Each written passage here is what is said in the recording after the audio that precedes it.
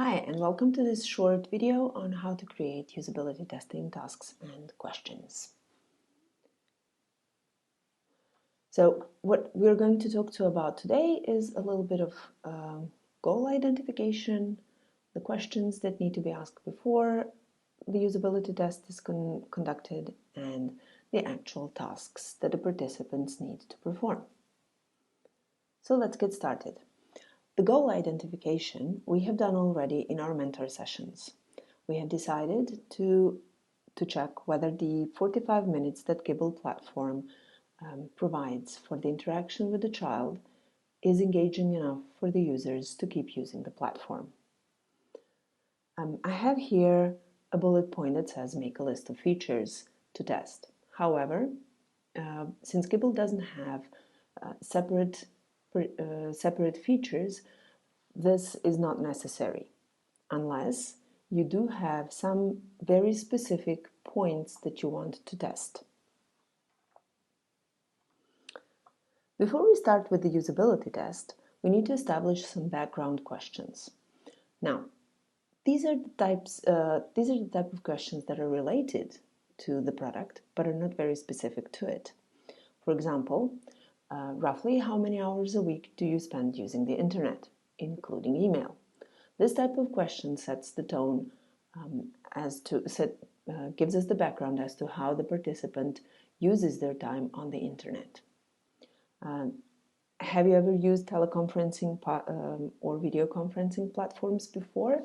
Is a question that will help us establish if our users have previous experience with something similar to Gible. We can also expand this question and ask which platforms did they choose and what do they think about them to establish the attitude.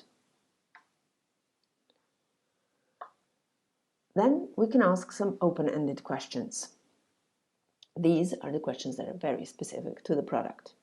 Now, what we usually do in usability testing and with open-ended questions is that we show a page or a screen of the product and then ask the test participant to tell us what do they think about this particular screen. What do they feel? What do they expect to do or accomplish on this screen? Is the screen informative enough? Do they know what the product is actually about if we are talking about a start screen, homepage, etc.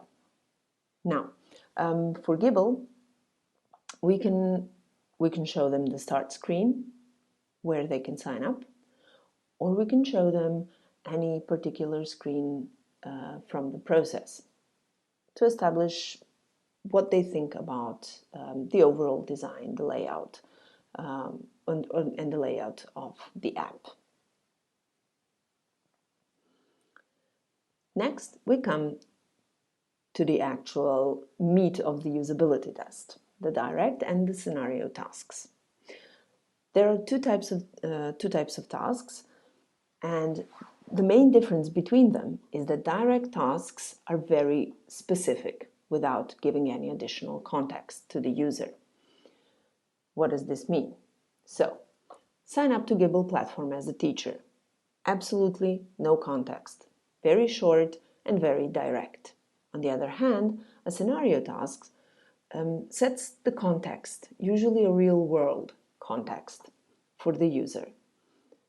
You're looking for more social engagement in your life because you have recently retired and are missing contact with students. Somebody recommended Gible. Find out more information and sign up. Now, if we were to actually set this as a scenario task for one of our test participants, we would expect them to use the internet browser to go to the Gible website and then find out how to sign up themselves.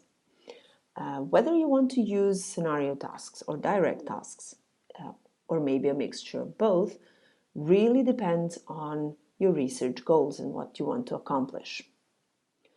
It is my strong suggestion that for this particular usability testing, we actually use direct tasks with a scenario task in the beginning, setting the context for the use of the whole platform.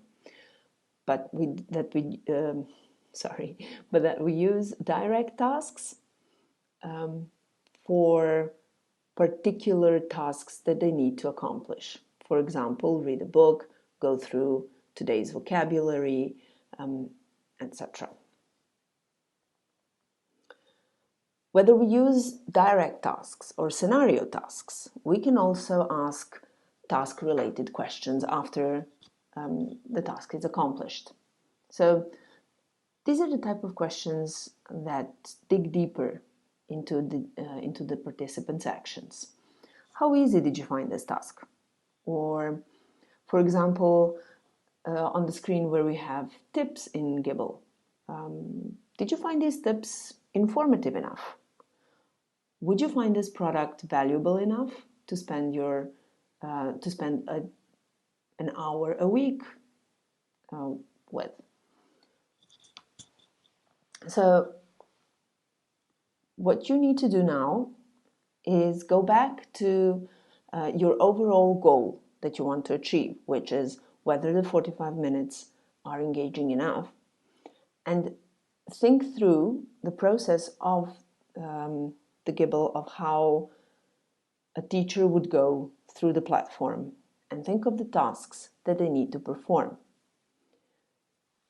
The easiest way to do this is to actually open up the platform and pretend that you are a first-time user. Then write down what you needed to do. I needed to sign up. I needed to look at the plan, look at the child details. Now, when you write down these tasks like that, you will be able to identify any additional questions that you might ask after the task is accomplished. Of course, try not to give too much away. For example, do not say, click on upload or click on next. Select the plus sign to be able to.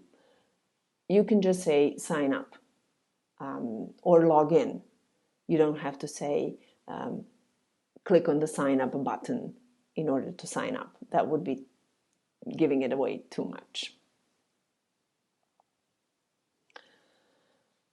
Now, I hope this helps. We will go through the questions after you've created them and the tasks, and I will give you some feedback as to do we have to improve them or maybe change something